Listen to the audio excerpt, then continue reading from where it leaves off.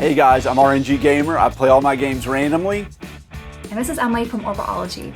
Here are 5 things we love And hate about the Xenoblade Chronicles series.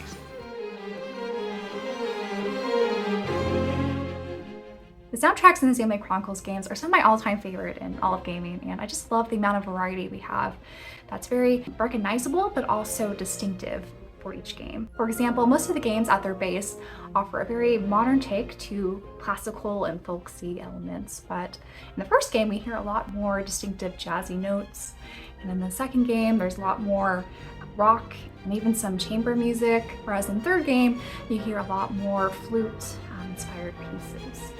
And I just love all the blends of different genres and just how playful all the soundtracks are that really fit the scenes while they're being played. I also love how each area that you explore in the games offers its own unique day and night cycle tracks and battle theme music. It really sets the mood for the scenes that play out in these areas. I love these soundtracks so much that I even bought the big Trinity box set containing all the music that were in the Switch releases, and I really can't wait for that to arrive and listen to it outside of just listening to it while playing these games. I have a lot of history playing MMOs. I played a ton of World of Warcraft. I played Guild Wars. I even played Ultima Online, which is one of the first non-text based only MMORPGs. And you know the parts of those games that I really hated? Sitting around and doing daily quests and just farming and waiting for your friends to get online so you can go raid and actually do fun stuff. Well, the Xenoblade Chronicles series feels like that. You're just spending your time doing fetch quests, and I feel like you're just kind of milling around waiting for something to happen. Yeah, there are these some epic set pieces, and those are a lot of fun, but the general minute-to-minute gameplay feels like you're in this big open world that just isn't inhabited by anybody but yourself. It feels like you're on a server and you're beta testing a game and there's just no one to play with. And I don't really like that. I always felt lonely when I was playing Xenoblade Chronicles games. So I actually really love how the Xenoblade Chronicles games feel like single-player MMOs, but this may be an artifact of my past where I dabbled a bit in RuneScape and WoW and some other MMOs, but I wasn't super keen on the social elements of joining guilds and whatnot in those type of games. But one of my favorite JRPGs growing up was Final Fantasy XII that sort of took that MMO formula and delivered it to a single-player experience.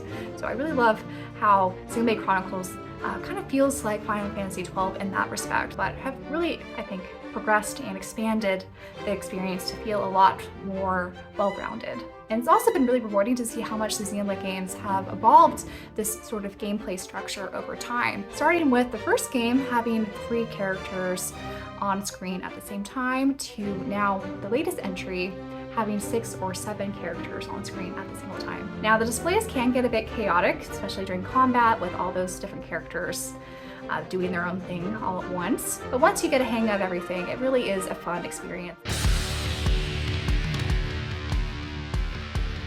You know what's super fun? When you just need to run into the store really quickly and grab some eggs and milk, and while you're going to check out, a giant monkey jumps down from the ceiling and proceeds to just beat the out of you. That happens all the time in Xenoblade Chronicles. You will literally be a level 6 beginner in a starting area, and there'll be a level 90 monster that will just run up and just kill you out of nowhere. And it feels like you draw aggro from across the entire map. And they all have these, and they're in every area. There have been so many times where I was just trying to finish off one more quest before going to bed, and some giant monkey runs out of nowhere and just kills me, wipes my party. It's super irritating and I hate it. And yeah, it's supposed to be cool because you're I'm gonna come back to this area later and kill this big monster.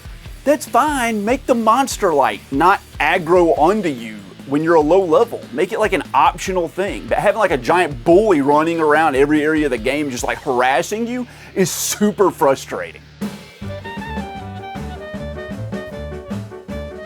Tedious side quests are well hated in many JRPGs, and Xenoblade Chronicles is no exception. While Monolith Soft has shown a lot of growth and progression when it comes to making engaging side quests, especially in their latest entry, the first two games I would say are grave offenders to annoying side quests. The first Xenoblade Chronicles game have a lot of your basic item and killing quotas that you had to turn into NPCs, but Xenoblade Chronicles 2 really cranked this up to another level with just how many different areas you had to do little side missions and side quests for. For example, on top of your regular missions and side quests, you also had the Blade Affinity chart to meet different quotas in order to make progression there and unlock the Blade specific quests. There are also various field missions where at certain parts of the game you had to acquire enough elements of the blades in your party in order to make progress. The Tornado DLC was also a grave offender where you had to fulfill a number of side quests in order to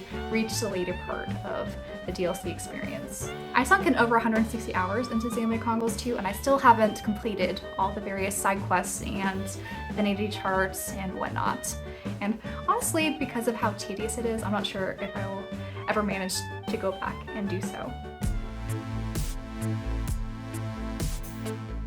The world building in the Xenoblade Chronicles series is some of the best I've ever seen.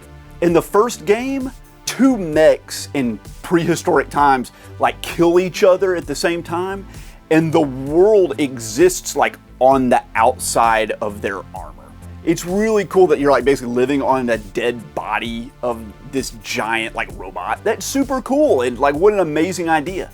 In the second game, the whole world is flooded and like all of civilization lives on the back of these giant like animals that fly and sail around. They don't sail around, they swim around the ocean. That's like super cool. What a really cool idea. And in Xenoblade Chronicles 3, those two worlds like collide and come together, and that's really neat. And the areas you encounter in these worlds are just like breathtaking. They always look beautiful. There's no area in any Xenoblade Chronicles game that isn't just like awe-inspiring. And I really love that. It's fun being in that world. One of the things I really love about the Xenoblade Chronicles games is just how rich all the worlds are to explore in. I spent so many hours exploring every nook and cranny in the various environments and worlds in all these games, and it was just so fun discovering new treasure chests or new secret areas and some of the special monsters to battle. The exploration elements really, I think, help break up the game so that you don't feel pressured to make further progress in the mainline story, but you are kind of allowed to step back and just enjoy and soak up the environments that Monolith Soft built and just soak in just the beauty of the game and what cool little hidden secrets you could find along on your journey. I don't know what it is, but I feel just like too stupid to find the quest locations in the Xenoblade Chronicles games. In the first game, I couldn't find where to go for the side quests. I couldn't figure it out. I was lost. I had to keep looking online. In the second game, I kept getting stuck. I would go to like where the marker was on the map and look around and there would be nothing there, and then I'd like look up in the air and realize that it's like in a tree 300 feet above me, but then I couldn't find the entrance to the tree or how to get up the tree. I was constantly stuck. And I'm not alone when I say this. There are tons of like Reddit posts of people complaining about the wayfinding in these games and how they just can't figure out where to go. It is really irritating, especially when you have like a busy schedule and you just cannot figure out where you're supposed to be on the map to do something like find 3 Raven's Claws. Like you just run around for hours doing it. It's so irritating and it wastes your time.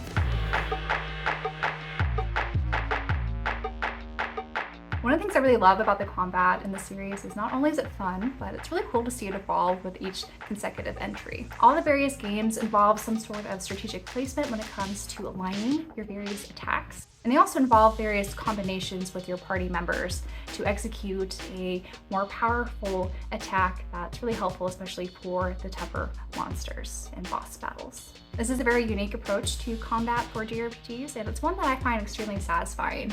And it's been really cool to see how they progressed with this idea, starting with the first game and really refining it in this latest entry. And while Xenoblade Chronicles 3 is probably the most refined out of all the games, I have to say that my favorite iteration of this combat style is still Xenoblade Chronicles 2. While that notoriously has the highest learning curve, I really enjoyed how they use the chain attacks and elemental buildups to really make a satisfying combat experience. The combat in these games is really fun. Yeah, you can like switch between the different characters, but depending on whatever character you are, you basically just control yourself, and your team, they're like AI controlled. And it's all about positioning and getting in the right spot and like timing your attacks so that you like have these synergistic things that happen with your other team members. It's really cool. And while you don't like actively control your character, they just swing automatically. The timing of when to use your special attacks and things like that is really engaging, and it keeps things fun. I never felt like the combat ever got boring, and it just seems to get better, although more complicated in each entry. And it's one of the best features of any Xenoblade Chronicles game. All right, guys, there are 5 things we love and hate about the Xenoblade Chronicles series. I know Emily from Orbalology is a huge fan of this series. I personally felt that the original Xenoblade was like the best game on the Wii. The other ones, they kind of lost me a little bit. I really couldn't get into them as much as I really wanted to. Maybe I'll give them another shot one day. But in general, I think we can all agree that the series is still really good. It's one of the premier RPG series right now, and it's beloved by so many people for a good reason. So I think it's something you should try out for yourself. Don't let me dissuade you with my negative points. They're not perfect games, but they are amazing games. I want to thank Emily so much for being a part of this video. It was great fun putting it together. If you haven't already, go check out her channel. It's in the link below. She does a lot of great content. I would also like to thank you, the viewer, for watching it, especially if you made it this far. If you really like the content, consider subscribing to the channel. I have new content every single Saturday. Also, comment down below. Give me a like. The engagement's the best way to help the channel. It really helps with the YouTube algorithm, and I'd appreciate it. And if you want to do more, of course, you can always support me on Patreon or click the join button down below to become a channel member. You get early access to videos, you get member exclusive videos, and there are also other perks like picking a game from my backlog or sponsoring part of a video if you want to do that. Once again, guys, thank you so much. I really appreciate it, and I'll catch you next time.